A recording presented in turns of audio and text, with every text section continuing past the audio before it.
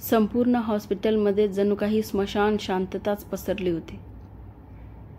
रात्रीचे 2:30-3 वाजले असावेत. रात्रपाळीवर असलेले कर्मचारी सुद्धा आता झोपेने पेंगू लागले होते. अशा त्या शांत वातावरणात वॉर्ड नंबर 10चा पेशंट अजूनही जागा होता. हातातली रोजनिशी तो चाळत होता.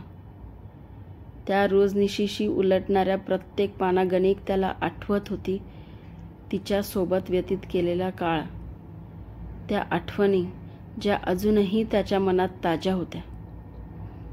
त्याला स्मरत होती त्याची ती पहिली भेट, मग जुळलेली त्यांची मने, त्यांच्या लग्नानंतर अगदी गोष्टीतल्या राजा राणीसारखा त्यांचा फुललेला संसार आणि त्यांच्या त्या राजा राणीच्या संसाराला त्याच्याच वाईट व्यसनांची लागलेली नजर.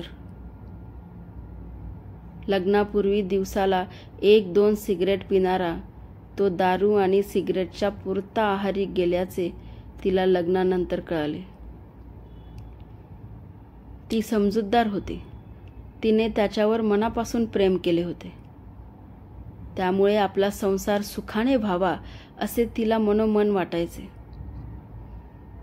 तिने त्याला वाईट व्यसनामुळे होणारे आजार आणि त्यांचे दुष्परिणाम तसेच त्या दुष्परिणामांमुळे होणारा संसारावर आपली आपत्ती ह्याविषयी समजावत वेळोवेळी त्याला वाईट व्यसनांपासून दूर राहण्याचा इशारा दिला. पण त्याला समजवण्याचे तिचे सारे प्रयत्न व्यर्थ ठरले होते. आता तो व्यसनांच्या आहारी जाऊन तिला मारहाण सुद्धा करू लागला होता. अखेर तिने कठोर अंतःकरणाने त्याच्यापासून विभक्त होण्याचा निर्णय घेतला. तिच्या जाण्याने तो आता पूर्वीपेक्षा जास्तच व्यसनांच्या आहारी गेला होता. त्याच्या अति सिगरेट आणि दारूच्या व्यसनाचे पर्यावसन कालांतराने कॅन्सर सारख्या दुर्धर आजारात झाले. त्या रोगाचे निदान होईस्तवर तो अखेरच्या स्टेजवर येऊन ठेपला होता.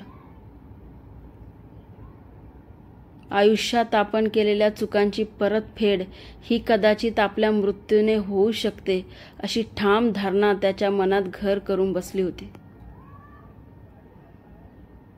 तसे पाहता त्याचे आयुष्य हे आता काही दिवसांचेच उरले होते. पण तो मरणाची आणखीन वाट पाहू शकत नव्हता. जीवनात आपण केलेल्या त्या अक्षम्य चुकांमुळे आपण तिचेही आयुष्य बर्बाद केल्याची भावना त्याला स्वस्थ बसू देत नव्हती. त्याने रोजनिशीचे अखेरचे पान फाडून त्यावर तिच्या नावाने एक चिठ्ठी लिहून ठेवली, तिची माफी मागितली आणि ती चिठ्ठी त्याने आपल्या उशाखाली ठेवली. मग त्याने भिंतीवरील घड्याळावर एक नजर टाकली. पहाटेचे 3:30 वाजले होते.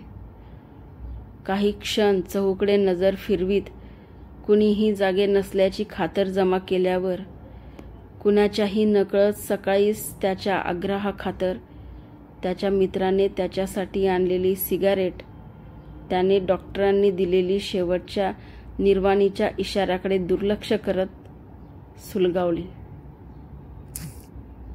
आणि त्या सिगरेटच्या प्रत्येक झुरक्यासोबत तो दाबत राहिला हृदयातून निघणारी प्रत्येक कळ अखेरच्या श्वासापर्यंत. धन्यवाद.